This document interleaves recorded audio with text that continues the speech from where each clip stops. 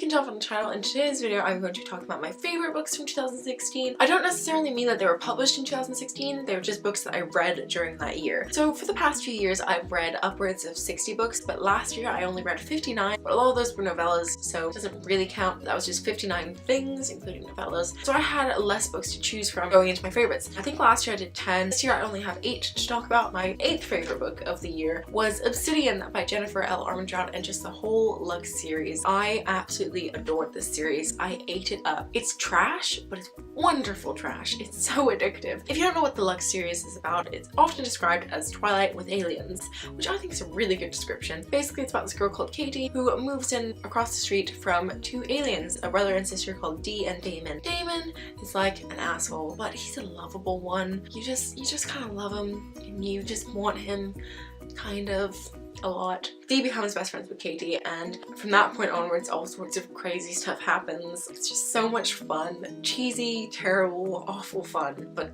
fun nonetheless. And I would highly recommend that series if you're looking for something to binge. It is a 5-book series, but they read so quickly that you can do it. You can get through them. In number 7 I have Cinder by Marissa Meyer. Yes, I was very late to the Lunar Chronicles game. I read Cinder in January of last year, and I really enjoyed it, obviously, otherwise it wouldn't have made it onto this list. I recently became obsessed with sci-fi like the end of 2015 going into 2016, because basically I became obsessed with Star Wars, and then my love for sci-fi began. Reading Cinder was a lot of fun. I'm sure everyone knows what the Lunar Chronicles is about, but if you don't, it's basically fairy tales rewritten in a sci-fi way. So Cinder is a cyborg, and I just really enjoyed it. I thought it was a really great book. I can't remember it that well now thinking back to it because it was a year ago, but I remember loving it and needing to start the next one right away. Basically, I loved it. In 6th place I have actually a kind of creepy book, which is very surprising for me because if you know me, I'm the biggest wimp ever. I have never seen a horror movie, and I do not plan on watching one anytime soon, ever.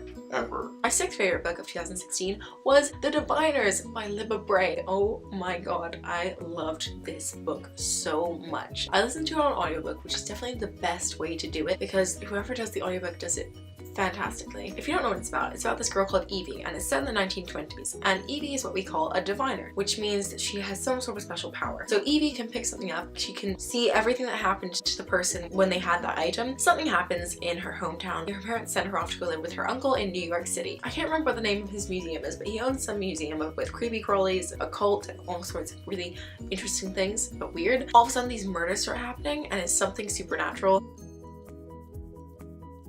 And it's just so wonderful. It's a bit creepy. Like, I would not suggest listening to the audiobook whilst driving around at night because you might freak yourself out and drive into a hedge. I don't know how good your driving skills are, but it might happen to you. It didn't happen to me. That wasn't like a personal experience. It was wonderful. In 5th place I have a book that was not so fun, and that book is More Happy Than Not by Adam Silvera. If you don't know what More Happy Than Not is about, which I just don't know how you would not know what it's about, but it's about this guy whose name I've forgotten. It's set in this world where it's basically our world, but they have this thing called the Lateo Institute and the Lateo Procedure, which is basically something that you can have done which messes with your mind and makes you forget certain things from your past. So our main character, whose name I have forgotten because I'm the worst, the main character has had some tragic things happen in his past. I don't want to give anything away, but it follows this main character who starts to develop feelings for his friend, and stuff happens from there. His male friend, I should say. It's great. It's wonderful. I'm not going to go into any detail, but just so you know, it might destroy you. And it has a big twist, and I know that some people say hearing that it has a twist is a spoiler,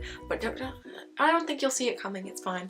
Okay, I'm gonna stop talking about it because I don't want to spoil you, but just go read this book. It is phenomenal. In 4th place, I have Air of Fire / Queen of Shadows by my favorite author, Sarah J. Maas. So the reason why this is number 4 is because there may be another book by her on this list, so I had to put it number 4. And the reason why it's both books is because I read them very close together. I just thought I'd combine the 2 into 1, so they're both like tied for just fantastic. I adore the Throne of Glass series. I don't know if you know that, but I do. I cannot believe that it's coming to an end this year.